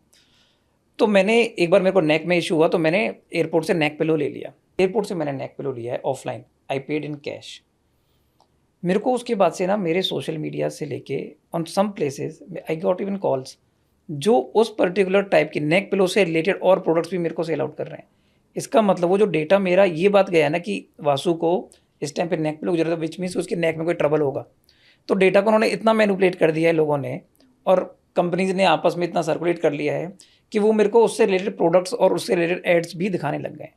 और इसमें एक और चीज़, मैं, ये तो आपने बिल्कुल सही कहा, बस इसमें एक और चीज़ ऐड करना चाहूँगा। हमारा जो डिवाइस है उसको क्या बोलते हैं? स्मार्टफोन बोलते हैं। एक रीज़न है उसको हम स्मार्ट बोलते हैं, सब सुनता है। एग्री। तो जो हम ये बहुत बार बोलते हैं ना कि यार मैं उससे बात कर रहा था, फिर अचानक मुझे यूट्यूब पे वैसी वीडियो आने लगी, इंस्टाग्राम पे वही वीडियो आने लगी।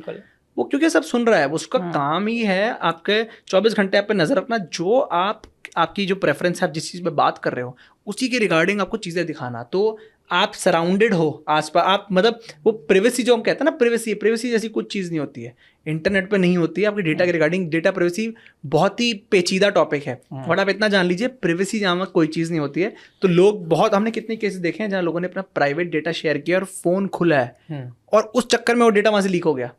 तो ये भी लोगों को जानना जरूरी है कि आपका डेटा कहीं से भी लीक हो सकता है। और ये जो स्मार्टफोन जिसको हम सीने से लगा के रखते हैं, ये आपकी सारी बातें सुन रहा है। ये एग्री। मैं इस पूरे केस में सबसे बड़ा एग्जांपल जो मोस्टली अपने क्लाइंट्स को भी देता हूँ, लोगों को बताता हूँ, वो है गूगल का 2022 का रेवेन्यू था कुछ $260 बिलियन के आसपास, जिसमें से 82% उसका रेवेन्यू जनरेशन हुआ था केवल डेटा प्रोसेस्ड एडवर्टाइजमेंट दिखाने से। विच मीन्स आपने गूगल पे कुछ भी सर्च किया, लेट्स सपोज आपने सर्च किया ब्लैक शर्ट, अब देखो कि फेसबुक से लेके इंस्टाग्राम से लेके सब जगह आपको ना ब्लैक शर्ट के एड्स आने लग जाते हैं, वो रीटारगेटिंग होने लग जाती है। और जबकि गूगल तो बोलता है कि मेरा जो डेटा की एक्यूरेसी है वो 18% है, बस उससे ज़्यादा है ही नहीं। अब क्या है कि जब लोग बाकी सारी इन्फॉर्मेशन तो खुद से दे रहे हैं, मैंने आज ये खाया है, क्रेडिट कार्ड कंपनीज को कार्ड स्वाइप कर दिया, मैंने ये खाया है, मैंने वो खाया है, मैंने ये खरीदा है, विच मीन्स आपकी जो डेटा की एक्यूरेसी है वो आप खुद ही डिजिटल वर्ल्ड को प्रोवाइड कर रहे हो कि दिस इज मी। एग्जैक्टली आप खुद ही परोस रहे हो ना सामने की, देखो ये मैं हूँ, और फिर हम बोलते हैं कि यार हमारे साथ कैसे हो गए, हमारे साथ भाई अवेयरनेस वाली सारी कहानी आ जाती है। आपको पता तो होना चाहिए पूरी साइकिल है क्या, सो दैट कल को ऐसा नहीं आप सर्च नहीं करोगे बट अवेयर होके बहुत ज़मीन आसमान का फर्क पड़ जाता है उस चीज़ में। हम अवेयरनेस की जहाँ तक बात है, बहुत लोग मैं देखता हूँ, लोगों को लगता है कि सोशल मीडिया ऐप्स प्राइवेट हैं, प्राइवेट जैसे कुछ नहीं है। लोग व्हाट्सएप पर अपने ही खुद के ग्रुप बना के अपने बैंकिंग पासवर्ड उसमें डालते हैं, अपने कुछ ना कुछ जो हम एज लॉयर्स मैंने देखा कितने लोग अपने कॉन्फिडेंशियल डिटेल्स जो क्लाइंट की है किसी के साथ शेयर नहीं करती, व्हाट्सएप पे नोट करी हुई हैं। अरे भैया वो फिर कहाँ से कॉन्फिडेंशियल हो गया। बिल्कुल, जब डेटा जब इंटरनेट के साथ कनेक्ट हो ही गया है तो फिर तो उसकी कॉन्फिडेंशियलिटी तो ख़त्म हो गई है। एग्जैक्टली जब हम लोग डेटा ब्रीच के बारे में बात करते हैं, इंटरनेट के बारे में बात करते हैं, आपको क्या लगता है कि ऐसे, बिकॉज मैं अगर कुछ भी इंटरनेट से मेरे को कुछ इन्फॉर्मेशन चाहिए, विच मीन्स कि मुझे किसी ना किसी वेबसाइट पे जाना पड़ेगा, कुछ ना कुछ टाइप करना पड़ेगा, तभी वो मेरे को कुछ रिजल्ट देगा।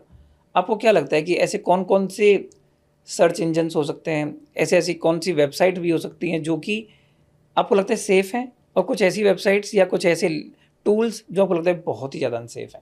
देखिए गूगल क्रोम तो सबको पता है बहुत ज़्यादा अनसेफ है, सब कुछ ही पब्लिक डोमेन में गूगल क्रोम का, और ना ही गूगल क्रोम, ये तो मतलब ऑडियंस को पता होना चाहिए, जो भी चीज़ आपको बहुत ही ब्राइट, वो कहते हैं ना शाइनी ऑब्जेक्ट्स, जो बहुत ही सामने से अच्छे लग रहे होते हैं, कुछ ना कुछ की डार्क साइड होती है। तो सामने से आपको गूगल क्रोम बहुत ही सही लग रहा है, सेफ है, कन्वीनियंट लग रहा है, तो नहीं है यूजर इंटरफेस अच्छा लगता है सबको कि इजी टू यूज है, इजी है ना, अट्रैक्टिव है। जो चीज़ ये इंसानों के साथ भी हम बोलते हैं ना, कोई आपको बहुत ही मीठा कोई इंसान है, अच्छी से बात कर रहा है, जरूरी नहीं वो इंसान अच्छा हो। सेम चीज़ टेक्नोलॉजी में भी है। जहाँ तक अच्छे ऐप्स की बात है, पहली बात तो आप एक नॉर्मल VPN डाउनलोड कर लीजिए अपने फ़ोन में। VPN डाउनलोड करने से मैं ये नहीं कहूँगा मैं कभी नहीं कहूँगा 100% सेफ कुछ होता है, लेकिन एक एक्स्ट्रा एडेड प्रोटेक्शन हो जाती है। आपकी जो लोकेशन है वो ट्रैक करना VPN से मुश्किल हो जाता है, पहला। जहाँ तक दो ऐप्स की बात है, एक है सिग्नल, एक मैसेंजर ऐप है, वो फिर भी सेफ है कंपेयर टू आपका व्हाट्सएप, इंस्टाग्राम, जहाँ पे आप लोगों से बात करते हैं। तो आपको किसी से बहुत ही प्राइवेट बात करनी है, कॉन्फिडेंशियल बात करनी है, तो मैं एनी डे मैं सिग्नल ऐप को यूज़ करूँगा, मैं बाकी सबको नहीं यूज़ करूँगा। दूसरा आपका ब्रेव इंजन ब्राउज़र है, मैं गूगल क्रोम नहीं यूज़ करता, मैं ब्रेव इस्तेमाल करता हूँ, क्योंकि वो गूगल क्रोम से कंपेयर टू बहुत ही ज़्यादा सेफ है, पहला। दूसरा आपको फालतू के एड्स नहीं दिखाते इतने, वहाँ डेटा चर्निंग यानी कि आपका डेटा इधर उधर नहीं हो रहा है। ब्रेव की वो USP है, पर वो जितना एफिशिएंट गूगल क्रोम है in terms of giving you the result, ये वो सेम है, यही कैच है। हर चीज तो नहीं मिल पाएगी। अब ब्रेव इतना एफिशिएंट नहीं है जितना गूगल क्रोम है आपका। वही है ना, कुछ आप पा रहे तो कुछ खोना पड़ता ही है। अगर मेरे को मेरी प्राइवेसी चाहिए तो मेरे को कहीं ना कहीं उस पर तो कॉम्प्रोमाइज करना पड़ेगा, जो मेरे एफिशिएंट रिजल्ट्स आ रहे हैं। तो अनफॉर्चुनेटली ऐसा कोई मार्केट में अभी कुछ ऐसा प्रोडक्ट या ऐसा कोई सर्च इंजन नहीं है जो दोनों दे सके आपको। बट आपको डिसाइड करना है करना क्या है। अगर मुझे पता है मैं बहुत ही, जैसे मैं अपना, मेरे को जितना काम ब्रेव से होता है उतना निकल जाता है काम सर्च वगैरह करके। मैं व्हाट्सएप है मेरे पास, नॉर्मल बातें करता हूँ, बट कोई बहुत ही प्राइवेट कॉन्फिडेंशियल बात करनी हो, क्लाइंट के साथ करनी हो, मैं बोलता हूँ तुम सिग्नल पे आओ। तो ये थोड़ा एक वो फ़र्क आ जाता है, तो आपको पता होना चाहिए सो दैट कल को आप इस चीज़ का इस्तेमाल कर सकें। चलो ये तो रही वेबसाइट्स की बात। अब जैसे लेटेस्ट टेक्नोलॉजी जैसे आर्टिफिशियल इंटेलिजेंस हो गया, आपको ऐसा कौन सा यूज़ केस है आर्टिफिशियल इंटेलिजेंस या मशीन लर्निंग का, डीप लर्निंग का, ऐसा कौन सा यूज़ केस है जो आपको ना डराता है, ऐसा लगता है कि यार ये अगर इसका किसी ने गलत इस्तेमाल करना स्टार्ट किया ना तो ये दुनिया को तबाह कर सकता है?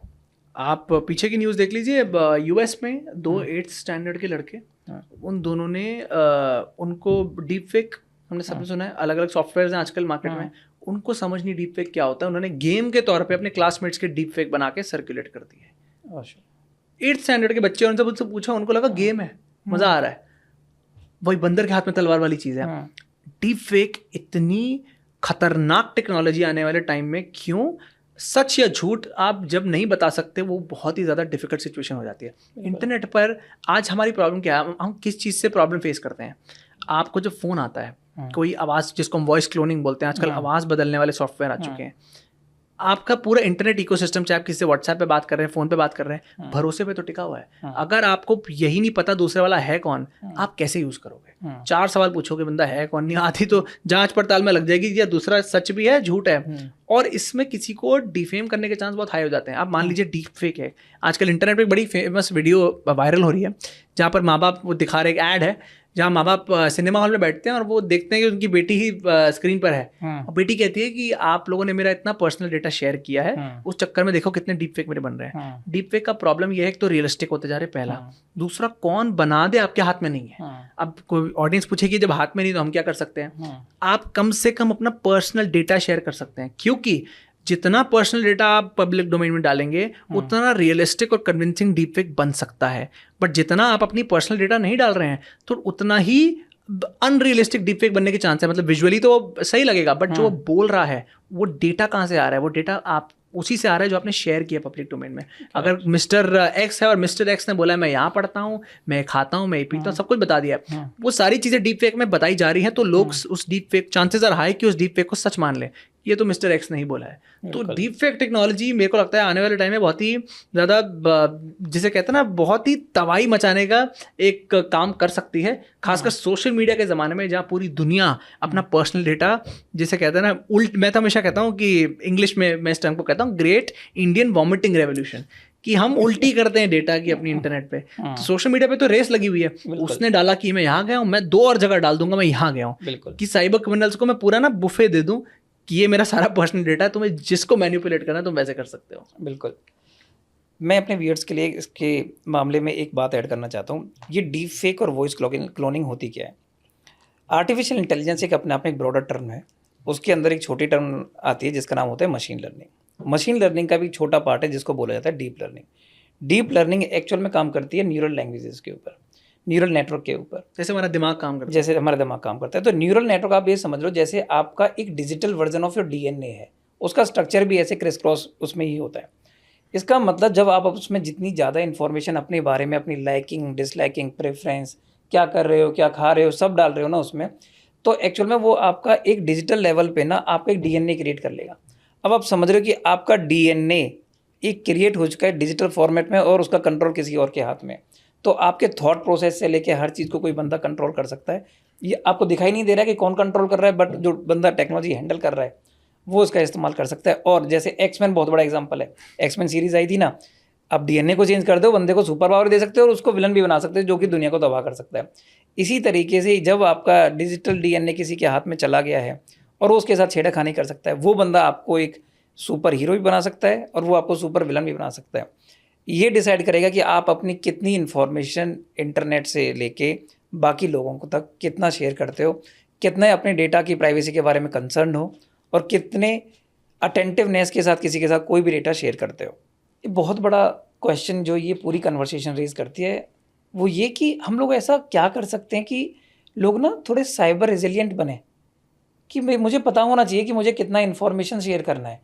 अब इग्नोरेंस पीक पे तो है कि भाई वो लोगों को नहीं जानना है, पर फिर भी लोगों तक हम लोग वो वाली इन्फॉर्मेशन कैसे पहुंचा सकते हैं कि आपको ये इन्फॉर्मेशन के अलावा ये वाली इन्फॉर्मेशन नहीं भेजनी है किसी को भी, चाहे कोई भी टर्म्स एंड कंडीशंस हो। देखिए, कुछ फंडामेंटल रूल्स आप बिल्कुल दिमाग में रखिए, चाहे आप कहीं इंटरनेट पर हैं, सोशल मीडिया पर हैं, कहीं पर भी अगर आप इलेक्ट्रॉनिक डिवाइस यूज़ कर रहे हैं, ये फंडामेंटल रूल्स आपके दिमाग में होने चाहिए, जो कि हमने डिस्कस भी किया इस पॉडकास्ट में। पहला तो ट्रस्ट किसी पे नहीं कर सकते आप इंटरनेट पे। आने वाला टाइम मैं हमेशा कहता हूँ डोंट ट्रस्ट का टाइम हो जाएगा, जहाँ पर आपको 2 बार सोचना पड़ेगा किस पर ट्रस्ट करना है, किस पर नहीं करना है। क्योंकि चीज़ें जैसे डीप फेक है, कुछ ना कुछ है। हमने जनरेटिव एआई की बात की, आज एक बात बड़ा मुद्दा है कि लोग अपने जनरेटिव चैट जीपीटी यूज़ करके किताबें लिख रहे हैं। ये ट्रस्ट नहीं कर सकते किसने चैट जीपीटी ने लिखा, किसने लिखा। लिंक्डइन पे आजकल हम देखते हैं या फिर सोशल मीडिया पे देखते हैं, लोग चैट जीपीटी से पोस्ट क्रिएट कर रहे हैं। वहाँ पे भी सवाल आता है कि आप पोस्ट आपने क्रिएट किया है, आपने नहीं किया है। तो हर जगह एक जिसे कहते हैं ना, आप सवाल पूछते हैं ट्रस्ट का, क्या ये तुमने किया है, क्या ये नहीं किया, तो आप ट्रस्ट तो नहीं कर सकते, पहला। दूसरा, पर्सनल डेटा मत शेयर करिए, जितना हो सके मत करिए। क्यों?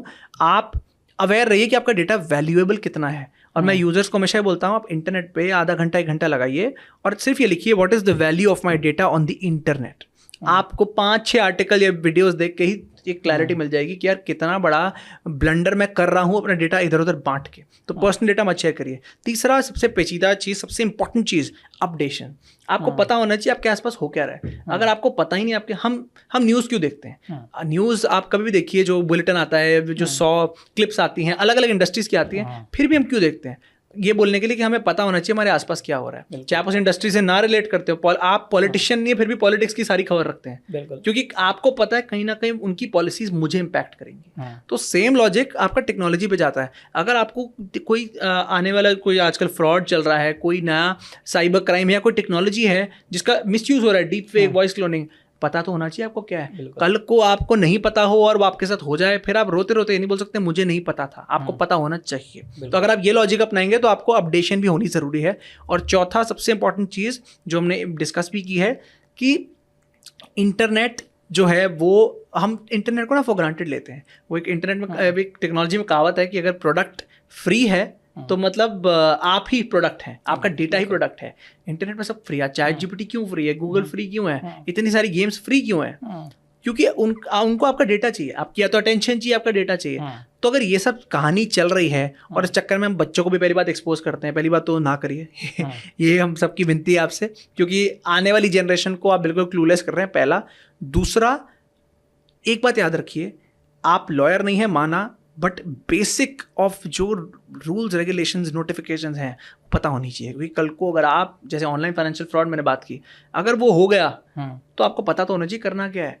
आप तब रोते तो नहीं रह सकते ना, क्योंकि पैसे आपके गए हैं, नुकसान आपका हुआ है। तो अगर आपको बचना है तो आपको ये जान लेना चाहिए कि इंटरनेट पे भैया कुछ मैं फॉर ग्रांटेड तो नहीं ले सकता, और मुझे बेसिक ऑफ लॉज होना जरूरी है, जागरूक होना जरूरी है। अगर जागरूक नागरिक हैं आप, तो कहीं ना कहीं आपकी वो मदद जरूर करेगा, वो आपसे कुछ लेकर नहीं जाएगा। हमेशा कहते हैं ना, मेहनत कभी बेकार नहीं जाती। तो इस चीज़ में भी अगर आप ये 5-6 पॉइंट्स दिमाग में रखेंगे तो मेहनत बेकार नहीं जाएगी। क्योंकि आखिर में जब कोई क्राइम होगा, उस समय वो क्रिटिकल टाइम डिसाइड करेगा आप उस क्राइम में पढ़ते हैं नहीं पढ़ते।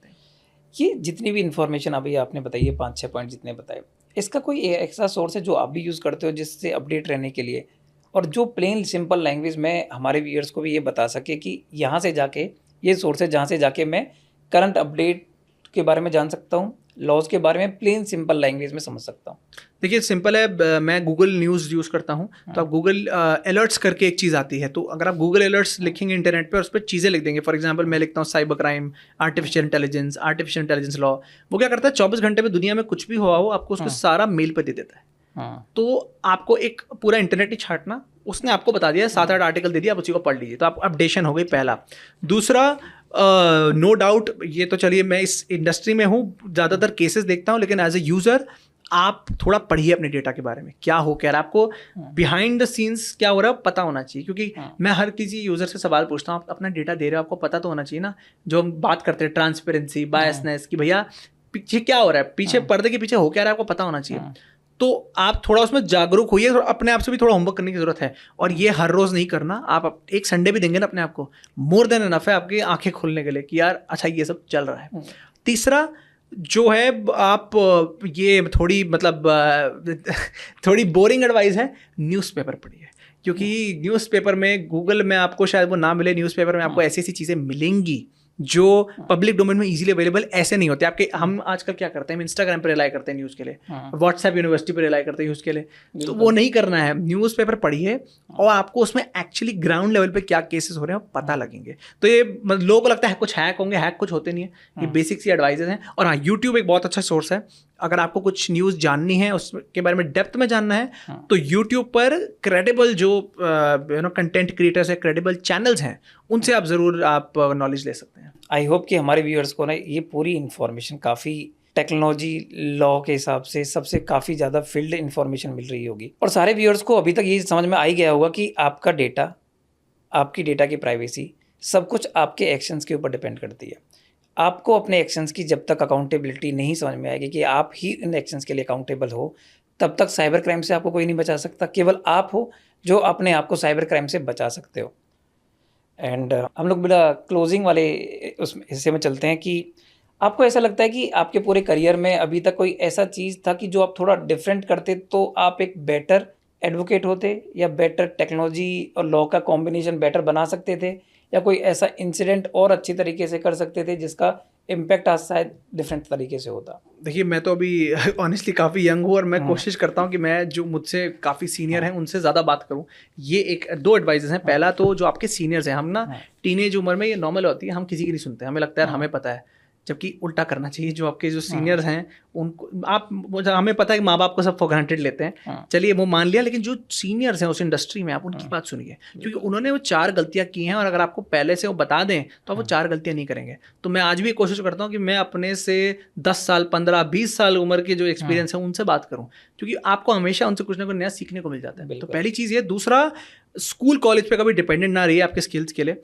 आप आज के ज़माने में, खासकर कोविड के बाद तो कोर्सेज का ज़माना आ गया है, करिए ज़रूर, क्योंकि कोर्सेज आपका फ्यूचर बनाए ना बनाए आपका झांका ज़रूर खोल देते हैं लाइफ में कि अच्छा ये भी कुछ होता है। तो जैसा कि सॉफ्ट स्किल्स की बात है, मैंने कोविड में ज़्यादा ध्यान दिया है। उससे पहले तो चलिए आप थिएटर कर रहे हैं, कुछ कर रहे हैं, बट ज़्यादा जो प्रॉपर ट्रेनिंग और पर्सनल प्रैक्टिस की बात है वो कोविड में ही की है, जब मैं कॉलेज के अपने एंड में आ गया था। तो अगर आप मुझसे पूछे कि मैं क्या चीज़ सही कर सकता था, तो अपने स्कूल लाइफ से ही मैं यूट्यूब या गूगल पे इन स्किल्स के बारे में और पढ़ सकता था, और इनको अपने जिसे कहता है ना डेली लाइफ में यूज़ कर सकता था। ये एक बहुत अच्छी एडवाइस है जितने भी यंग प्रोफेशनल्स, यंग लोग जो लॉयर बनना चाहते हैं, जो साइबर लॉ के बारे में, टेक्नोलॉजी और लॉ और पब्लिक स्पीकिंग जैसे डोमेन में आना चाहते हैं, उन लोगों को क्या करना चाहिए, किस पर्टिकुलर रूट को अपनाना चाहिए जिससे कि वो एक बेटर प्रोफेशनल बन सकें, लेटेस्ट चीज़ों के साथ अपडेट रह सकें। इसी के साथ मैं आपको थैंक यू बोलूँगा कि इतना अच्छे पॉडकास्ट, इतनी अच्छी इन्फॉर्मेशन मेरे व्यूअर्स को देने के लिए। Thank you so much. Thank you so much. And मतलब मेरे को खुद खुशी मिलती है अगर इसमें से किसी एक बच्चे का भी, जैसे आपने शुरू में कहा कि एक बच्चा भी एम्पावर हो गया, तो ये पॉडकास्ट का पर्पस सॉल्व हो जाएगा। बिल्कुल, this is the aim. Thank you so much everybody, have a great time.